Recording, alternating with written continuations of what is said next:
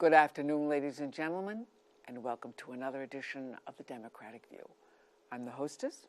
My name is Phyllis Italiano, and with me today, our guest is a very prominent lady of our area. Thank you. Bridget Fleming. Good afternoon. Happy New Year. Happy New Year to you, too. Nice to be here. And she is our county legislator and the former town board member of Southampton. That's right. Indeed. So how long were you on Southampton board? 6 years. 6 years. I won in a special election, so I didn't do 2 terms. I did 1 term and a half. So they're 4-year terms, so I was there for 6 years. March of 2010 to 2016. And that's a fairly large area. It's larger than East Hampton, isn't it? It's, definitely. 140 square miles. Yep. Yeah. I like that. And so now you are a county legislator. How many square miles? 240 square miles. Very good. Yeah. So you have increased your mileage. I hope you have a good car. Well, I do. I get, for county business, I have a Prius, so I can get in the HOV lane. Ah, that's my middle name. It's not, Hove? No, Prius. Prius, oh, okay.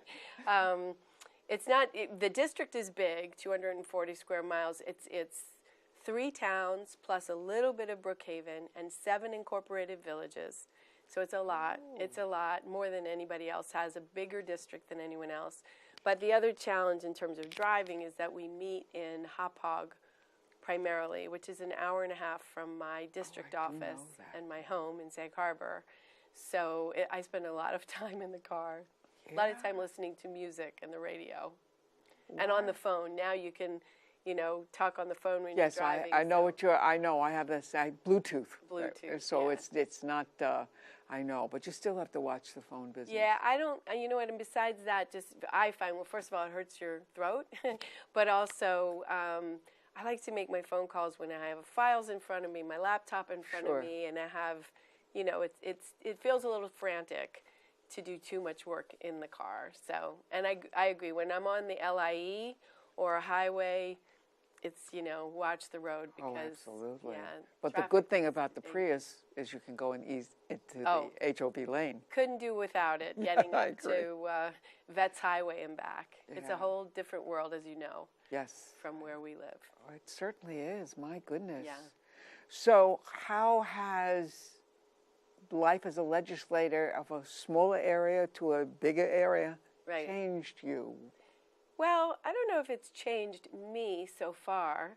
I'll have to watch for that. But in terms of what I do, the work I do, there are a lot of differences that I think are almost entirely positive. I have a great staff. I love my staff, and they do really good work with constituents. Wonderful. Yep. We serve about 88,000 constituents. By the way, my office is 75 Washington Street in Sag Harbor. People can stop by any time. And we're at 631-852-8400. You can also find us on the Suffolk County Legislator's website. But so working with staff who are really committed really gives me resources and feedback and sort of a team kind of approach to things that really suit my nature and get a lot of work done for the constituents. So that's fantastic. I also am on the majority in the Suffolk County Legislature.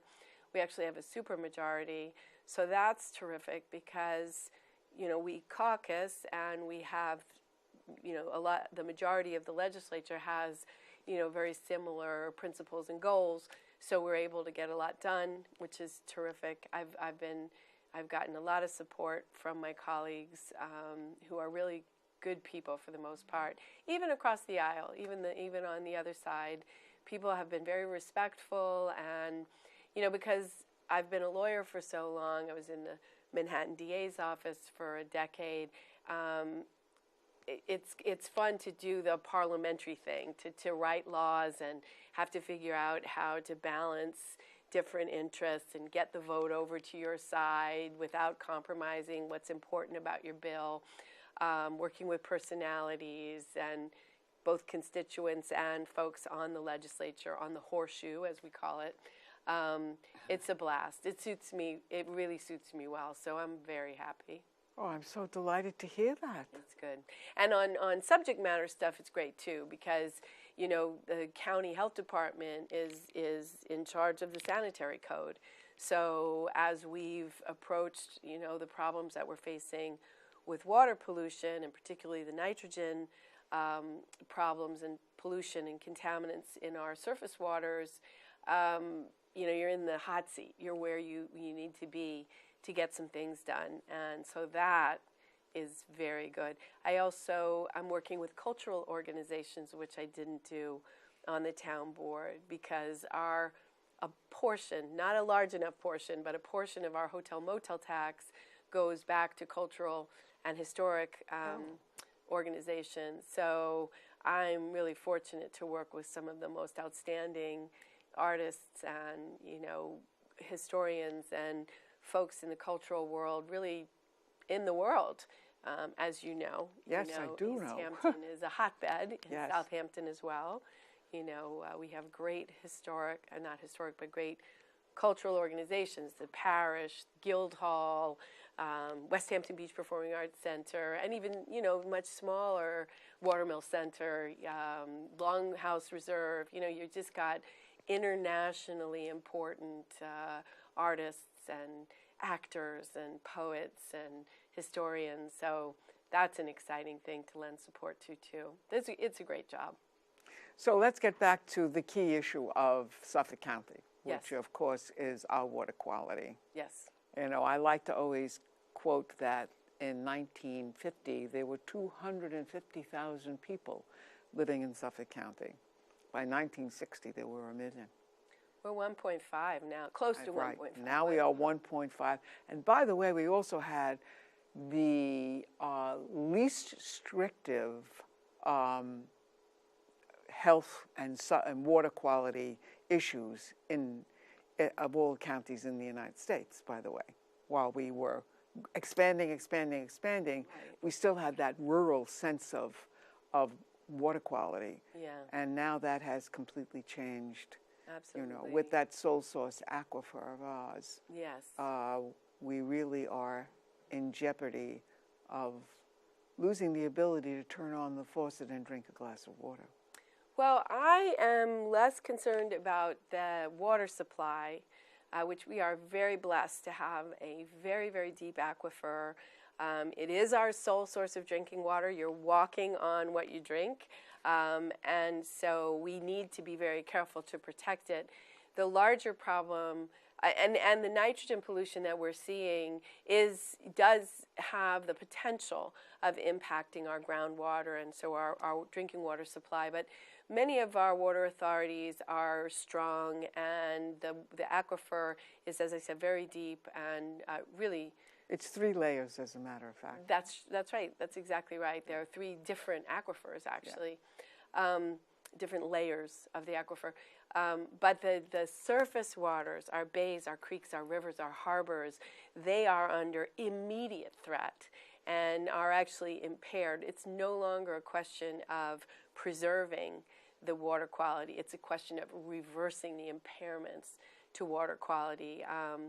We had, DEC last summer designated or noted 15 ponds that were affected by blue-green algae, by harmful algal blooms, as they call them, HABs, to the point where they put signs up saying no swimming. Of those 15, 11 are in my district, either East Hampton or Southampton. So this isn't, we got to do what we can to make sure things don't get bad. This is an all hands on deck. We have a real problem situation. So that's why it's exciting to be at the county, where we can we are taking steps to address it. But it's nerve-wracking for sure. We've got our work cut out for us, and we've got to get it right. So we just passed this new law to renew the CPF fund. Oh, yeah. With 20% to go towards water quality. That's right. Are you guys involved in how that is used, or is that strictly on up to the towns? Well, it is up to the towns, but it's a great question because, as I said, the county is responsible for implementing the Sanitary Code, right? And so the lawmakers on the county legislature are the ones who have to, direct what happens with regard to the Sanitary Code. And we did just pass the first revisions to the Sanitary Code since the 1970s, the early 1970s. Oh, I know. wow. I was thinking about that when you were talking about Yes. the not that long ago history, but very, very important to get, to start being much smarter about our sanitary waste and how we deal with it. Because, scientists have identified that more than 60% of this nitrogen pollution, which no one denies, is having a detrimental impact on our shellfish population, on recreational fishing and boating, on seagrasses, eelgrass, any kind of vegetation.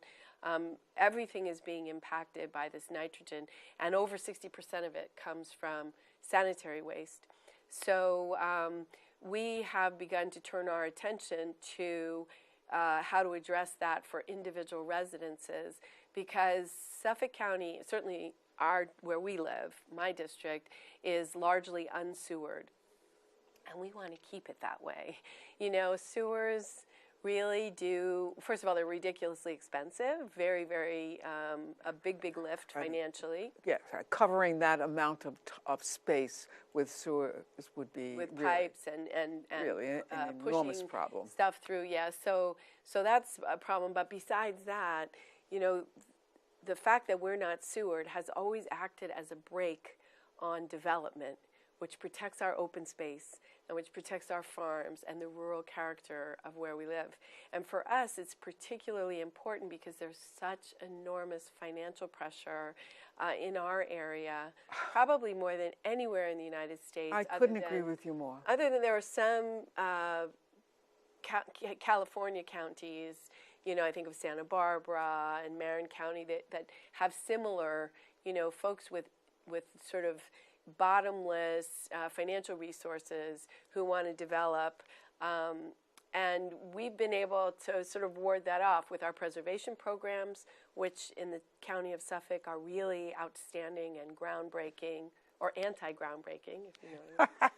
See what I did there? Yeah, very good, very clever. Thank you. But so we have the preservation programs, but I think the sewage, the fact that you weren't able to reach a certain density because you couldn't deal with the wastewater that a lot of housing would, or a lot of commercial development would generate. So now we have to deal with the fact that our septic systems are wrecking our bays and our marine ecosystem. So there have been developed some technologies that will work for individual residential systems that don't rely on the really excellent job that sewers do of treating wastewater. But then the concern is, well, then is that going to mean you're opening the floodgates, so to speak, and people are going to be able to develop willy-nilly? So actually, Al Krupski, who's my colleague on the North Fork, Yes. and I worked with the administration to ensure that these revisions that we made wouldn't open that floodgate. So basically drafted the legislation in such a way that we said, just because you meet the capacity for the sanitary code under sewers does not mean you get to build to that level of density. Does that make sense? Are you kidding? I applaud it. It's wonderful. No, it was really important, and I'm so pleased that I happened to have just gotten elected when this exercise was underway, and it was very fortunate that I was on the Southampton Town Board for so long, because I get it. We have the Community Preservation Fund. We have millions and millions of dollars a year to spend on open space preservation, historic preservation, farmland preservation. And we know, first of all, that it increases property values, and also that it saves water quality. But it also allows us to be who we are, to maintain it. I would say that your time on the town board at Southampton was like elementary school. So now you have gone into junior high school and high school. Oh my gosh, I'm going to be so tired when I get to college. Well, we're going to keep you busy. So tell us what else you're working on. So we have the septic now. We revised the sanitary code, but then the county health department also approved a couple of systems. Now there are 3 systems that are now available. If you want to put in a system in your home or in your business that will treat the nitrogen pollution problem, they are available. And you can go on the Suffolk County website. It's suffolkcountiny.gov. And in the health department, there are, under wastewater treatment, environmental quality, you'll find the information that you need. Or you could call my office, 631-852-8400, and we can walk you through it. It's more expensive. And I do hope that the CPF plans will allow the towns, with the support of the county, to offer incentives or rebates, especially to people who are living in areas which most drastically affect the water quality. But until that's underway, if people are ready, willing, and able to install these systems, they're available, and we want to get them in the ground. I can't tell you how many times I have said that I interviewed Alison Bronco about maybe 2.5 to almost 3 years ago. I was one of my first interviews, and she kept telling me, it's coming, it's coming, it's coming. And I was waiting and waiting and waiting. And, well, it's finally here. Yes. We finally have septic systems That's right. that will mitigate the nitrogen, and That's that right. we can really begin to think about the quality of our bays being protected. Absolutely. And it's because of people like scientists like Allison. She's the executive director of the Peconic Estuary Program. Yes. She's been working with Cornell and Stony Brook and State DEC. There's a Long Island Nitrogen Action Plan that's now being rolled out. Allison is I have a copy of it. Oh, do you? Yeah, well, the draft. Yes, the draft. Right. But Allison is extremely, there are many, many people who have been building toward this moment. I wish it had happened 10 years ago, 20 years ago. Yes, it's true. Because the water moves slowly through the ground. So we have, we'll have a legacy problem for many decades of what we're doing right now. Exactly. So, and we don't know. There's an alarming scientific recognition that the nitrogen levels in the groundwater are still moving up. And that's what we've got to stem. We've got to stop that. But then we actually have to start reversing it. So we've got a lot of work to do. But we definitely have great people working on it. When Stony Brook, Southampton was a college with undergraduates, they turned out graduates in their marine sciences program that are back as like full-fledged grown-ups now working on a lot of these problems. You have Fred Thiel, Chris Gobler, Chris Pintaro over at SOMAS. There what's his name, Josh Belluri, who does the Conscience Point Sea Scouts and their oyster program. You see them everywhere, these folks who were trained in that school who are now working and have been working for many years to get us to this point. We've got a lot of work to do, but I feel blessed to be part of this group of people who are like moving it forward. So what's some of the other things that you're working on? Well, I wanted to mention the tick program. As you know, the tick-borne disease problem is an epidemic. It has not been named an epidemic by New York State, but in my view, there's no question it is a public health crisis that is not only frightening people to stay away from our natural resources. Talk about preservation. We preserve all this land, and now people are afraid to go into the woods. Yeah. That doesn't make any sense, and it's going to threaten our efforts at preservation if people don't think they can access it. Of course you can, if you take the right steps. That's right. So education is part of what we're up to, but we did get funding for I got to get this right, arthropod-borne disease lab at the Suffolk County Health Department. We got equipment funding in the capital budget. That'll begin this year. Now we're working on trying to find additional funding for staffing in order to develop the protocols to really effectively use that lab equipment. What's happening is there's a group of scientists who are surveying. They've identified 10 sites in Suffolk County, and they do regular surveys there. Then those ticks are, they gather the ticks. Right. Then those ticks are sent to the lab. Right now it's the DEC lab. The hope is that we'll be able to support our own lab to get it done there. But then they're analyzed so that we can figure out precisely what species of tick is at what location, at what stage of life, whether it's a larva or nymph or an adult, and on what hosts, whether it's the mouse or the white-tailed deer or whomever, and at what times of year. So it's a really complicated, because we have 3 species of ticks now, and they carry at least 4 major diseases and 1 allergy, the alpha-gal beef allergy. And they transmit these diseases at different points of time in their life.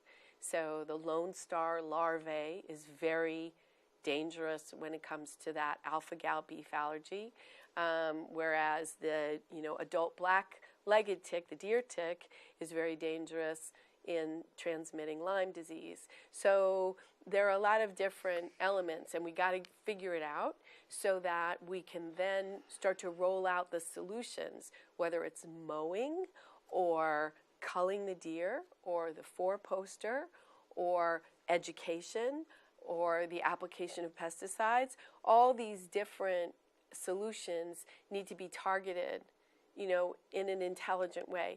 And so we're doing that in order to get there. We're undertaking this terrific survey, and it's another one that sounds like it's many years out, and that's hard to hear when you're, almost everyone I meet has at least one person in their immediate circle who's been impacted by one of these diseases. So that's hard to hear, that it may take a little while, but it's the same kind of thing where we have really good science that's starting to be built. And it's my hope that, in 6 years, 8 years, people are going to start to look at Suffolk County and say, they got, they're figuring it out. They've got their tick population under control.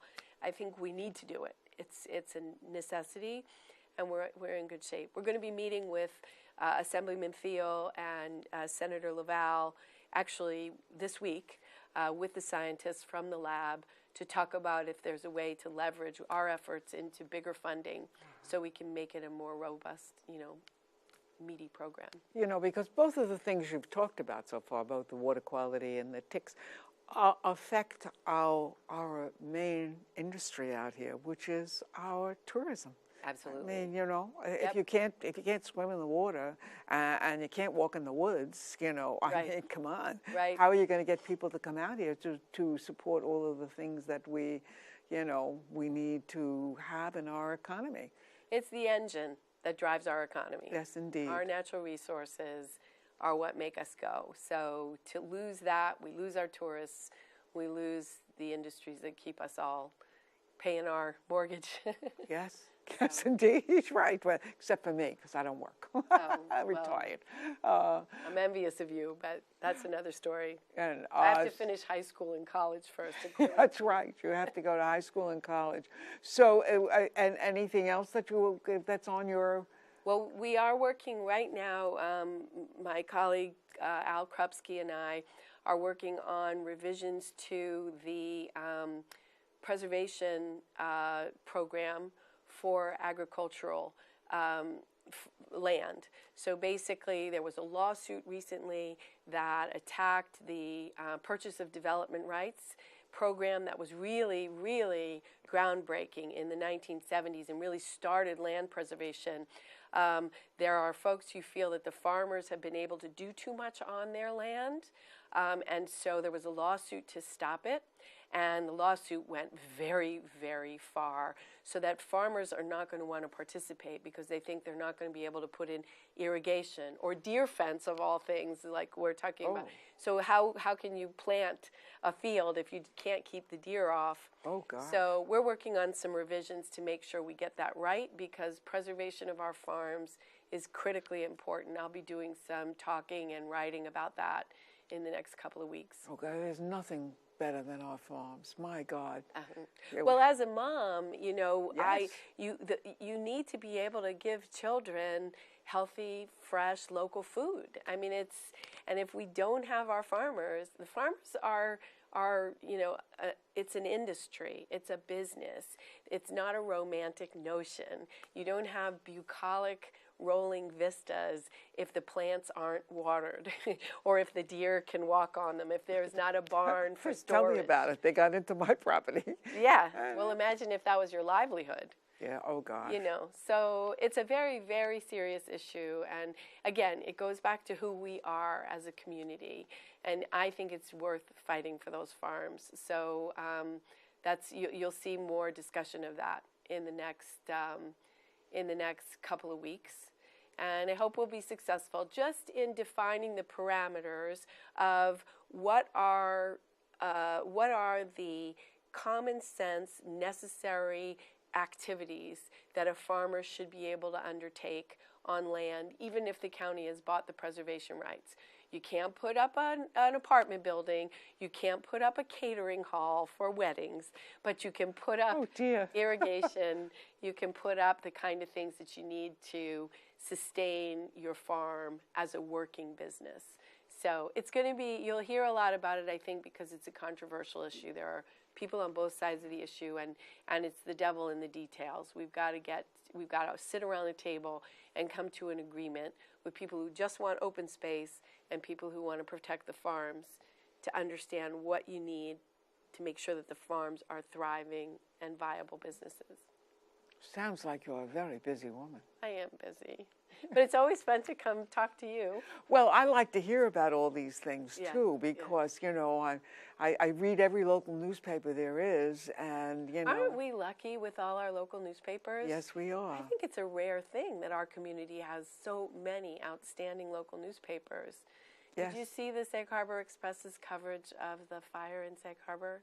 Oh, it was I was there that day, Yeah. You were, too. Well, my office is right there, so I'm on Washington Street. The first notice I got on my phone, it said that the fire was at 78 Washington Street. My office is 75 Washington Street, but in fact it was 78 Main at the corner of Washington. So, unfortunately, the cinema. Bridget, my darling, it has been so wonderful, and as we always know, it comes to an end. It comes to an end too quickly. I know, I really enjoyed talking But listen, to you. come again, because we love hearing what you're doing, and we really know that you have all the right values to help us keep our community as it is. I'm glad. I'm glad. I think we do see eye to eye. So. Yes, we do. Happy to be here anytime. Yes. Okay. Thank you, Phyllis. Very nice. Very good.